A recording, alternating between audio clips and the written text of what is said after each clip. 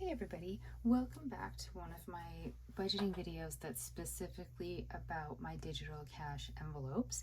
I said in the budgeting video that I did for my March 22nd paycheck that I was going to start utilizing this book again for tracking the spending of my money that's in the digital cash envelopes, and I thought I'd do a quick video to prove to you that I've at least set it up. I mean, hopefully I do stick with it and use it over the next coming weeks. This is good for tracking March 22nd spending through to April 5th because I create the pages based on my biweekly paycheck pay periods. So far, when using them, I've never needed more than this many rows to fill in the spending that I've done. But I had some messiness up at the top, so I've used up more of the page than I normally would have by this point, but we'll just see how it goes. So I know some people would have gone and just like started fresh on a new page because it did get kind of messy and it's a little bit chaotic looking at first, and I thought about it, but one, I didn't want to waste these pages, and two, I don't mind for some reason, and I'm usually the person that minds when my stuff is messy, but for some reason I don't mind, just because I think it sort of shows like what I was thinking and what I was trying and then what I ended up with, and you know, it's a learning experience. A little fluff just went by me and I thought it was a spider. Okay, so let me try to explain what this is. These are pages to track my cash spending from March 22nd through to April 5th. Now, my cash spending is not done with actual cash. I put the money, I move it from my bank account over to a Wealthsimple prepaid MasterCard, and then I use that to do all of my variable spending during the weeks in between paydays, with the theory being that then I can't overspend because it's not money that's pulling out of my bank account where maybe I have like money sitting because, like, say my car payment is withdrawn automatically the Tuesday after every paycheck. So that money, like, I have to leave it sitting in the bank account so that it'll be there for when the withdrawal happens. So I can't accidentally spend some of that money that is sitting there for a purpose because all my variable spending money is also in the same account. I used to pull it out as physical cash, and I keep kind of leaning towards doing that again, but the world is not a cash spending place anymore, at least not my section of it. Like, COVID really sort of shut that down, and there's many places where I live that do not accept cash anymore still. So it's kind of, if I put it as cash, sometimes I'm going to be fine when I'm out spending, but then other times I'm not. And then also some days, like say for my groceries, I go to the grocery store, but then other times I'm ordering them for delivery. And so if I'm doing them for delivery, I'd rather have that set up so that the money pulls from the digital fund and actually uses my grocery money, instead of, like, say, charging to my credit card and then I have to pay the credit card back. So for me, it makes sense to do it all digital. I do miss having the cash sometimes, though, I'm not gonna lie, and like the physicality of having them in envelopes and tracking it that way. I think I was much more regimented and I had to be much more careful with the spending because I only had so much cash on me at any given time. But this is the world that we are in now, so it is digital, but I need to find a paper way of tracking it better, because I've tried creating things on my phone to track it. It didn't really work for me.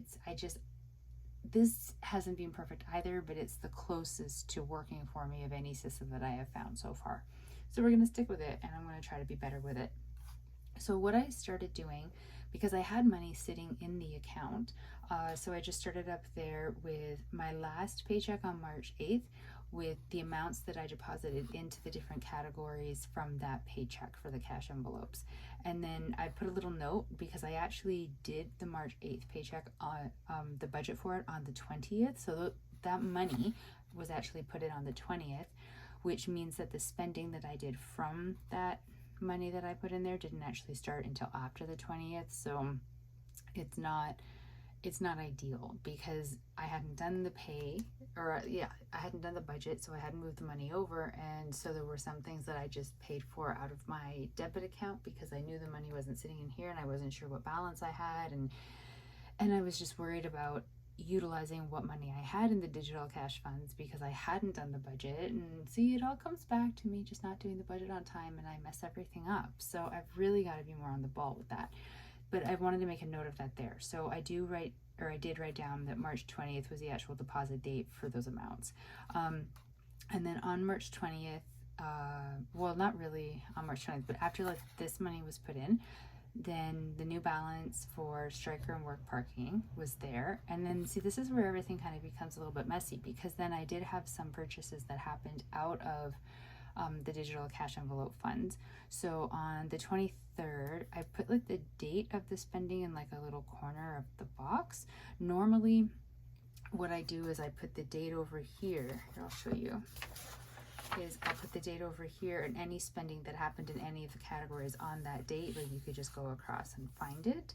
So like November 16th, I did $50 and then $32 from, so I do it like that. And I plan on going back to that, but I just kind of messed it up here and just decided to go with it and modify as I went. So the miscellaneous on the 23rd, I was at Michael's and I bought something from there. So then that gave me a new balance of $12.70.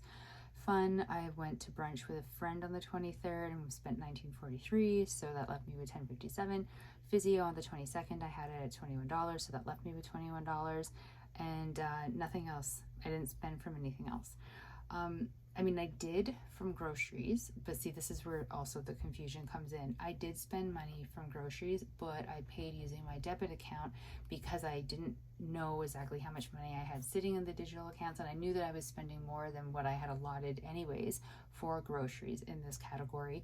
So because I think I spent, it was like $151.63 at Safeway, and I give myself $60 every week for groceries, but not all the money, like not all of that bill is meant to come out of the grocery fund, because some of it'll come from travel, some I was thinking maybe miscellaneous, some maybe just kind of like, I'm not really sure, because it was baking supplies for a project and I was being paid for that, so I don't know.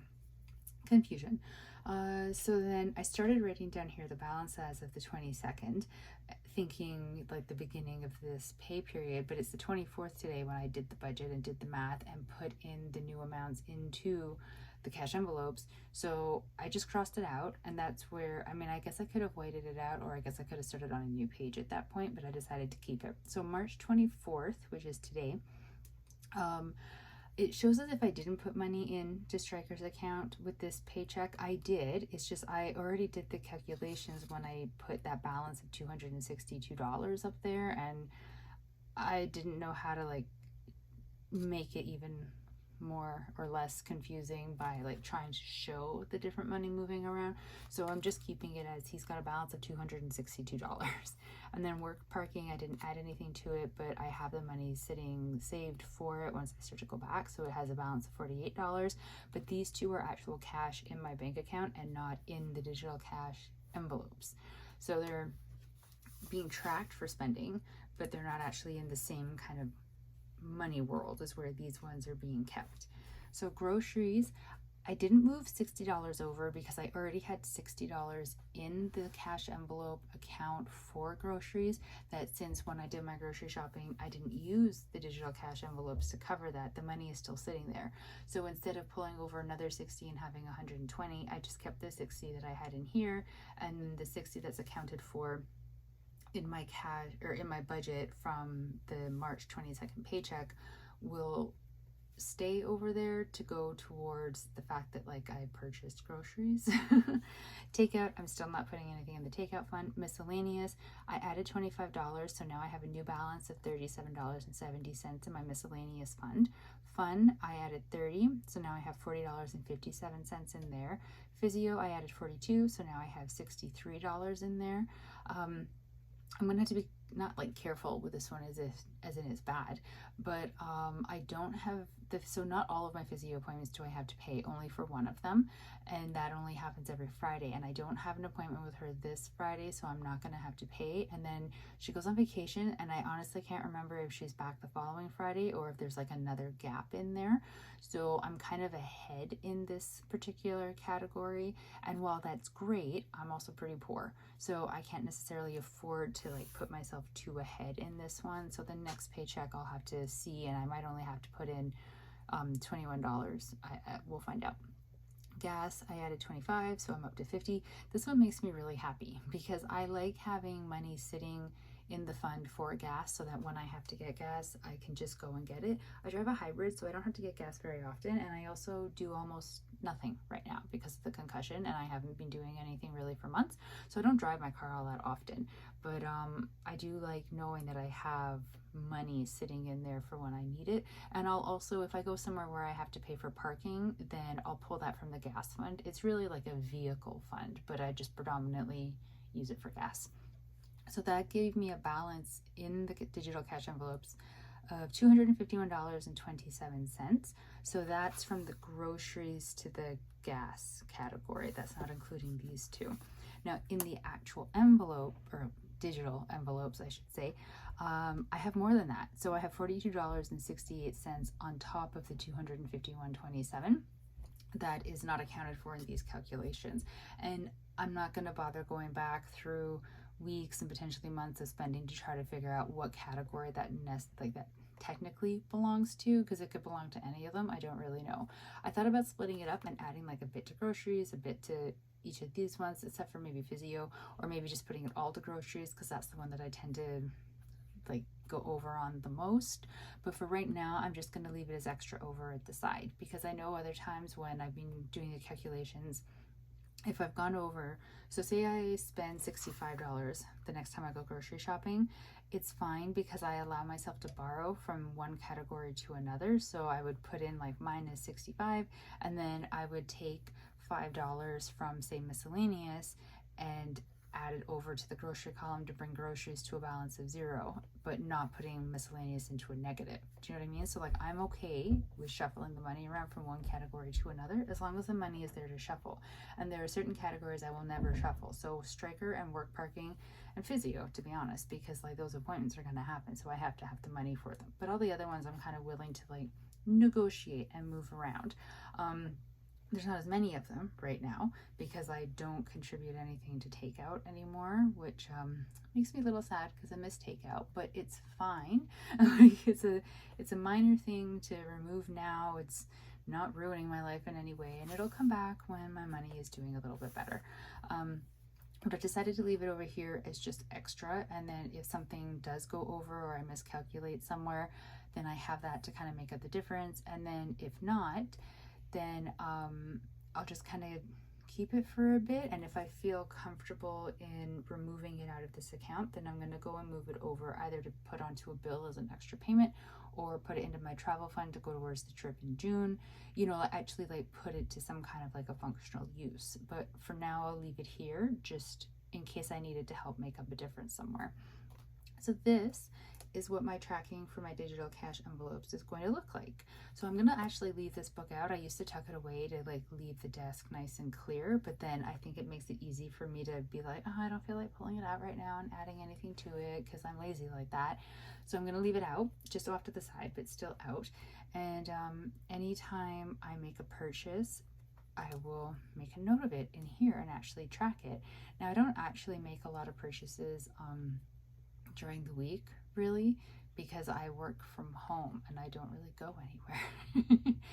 So we'll see. I know there's going to be some spending next weekend because I have a lunch plan with friends on the Saturday, and then my brother is coming into town, and I may or may not get to see him. I'm not really so sure, but if I do, then I'm going to need a little bit of money for that, and I need to buy a stamp at some point, so that'll come out of miscellaneous. But yeah, I just wanted to show this to you, even though it's not pretty and I know it's like kind of disorganized. I wanted you to see it to show that like I am attempting once again to track my variable spending and keep a better eye on my digital cash envelopes, and just we're gonna see how this works. And I really hope that it works, and I know that it's up to me to make it work, but sometimes it just seems so hard, and then other times I don't understand why I struggle with it. I don't know, do you guys ever have that with your budget or with something else where like sometimes you're just really on the ball, and then other times you have fallen off that ball and gone rolling down a hill after it? Because that is me with my tracking of my digital cash envelopes. I really do miss the actual physical cash sometimes because like I said, I did better with those, but this is what we have, this is what I have to work with, so I will make it work. Anyways, I hope you enjoyed this video. I hope however you do your tracking for your variable spending, if you use actual cash or digital or some combination the way that I do, I hope that it's going really well for you and you are much more organized than I. And yes, that is basically it for this video. Have a really great day, you guys. I hope everything's going well. Stay safe out there. I will talk to you in the next one. Bye.